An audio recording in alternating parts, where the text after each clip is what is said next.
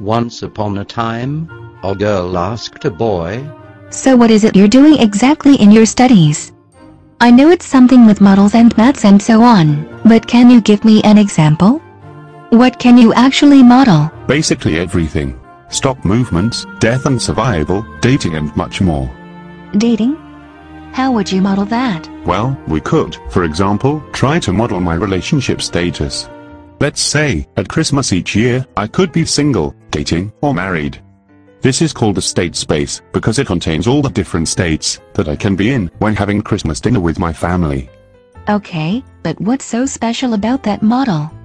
Where's the maths? That's what comes next. But let's go for a walk.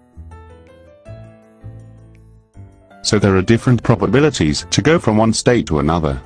These probabilities are called transition probabilities. For example, when I am single in 1 year, the probability that I'm single next Christmas could be 0.5, and the probability of being dating, 0.5 as well. And what's the probability of being married after you've been single the previous year? Obviously, that would be 0, because probabilities can only add up to 1. And, when you define all the transition probabilities, then we have a discrete, stochastic process. Discrete?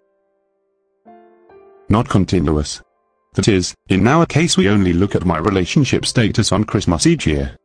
And this stochastic process is called a discrete time Markov process, if the probabilities depend on the current state only, but not on previous states or how I got to that state. But that doesn't make sense, right? When you are dating for 2 years in a row, you should be more likely to be married next Christmas. If you think so, then we can just add another state, which we could call dating the same girl for the second Christmas in a row, or dating 2. Then, define some new transition probabilities, and you'll have a new, discrete time Markov model. Wow, could we also do that for widowed and divorced? Yes, of course. All you need, for a Markov chain model, is to define a state space and the transition probabilities between all states. Okay, but what are these models actually good for? Well, you could use our model to calculate the long-run probability of being in one of the states.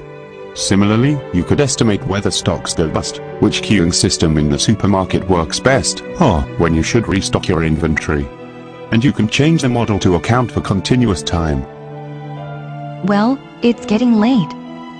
And change transition probabilities into transition rates. I should go home. Using a Poisson process, where inter-arrival times are exponentially distributed.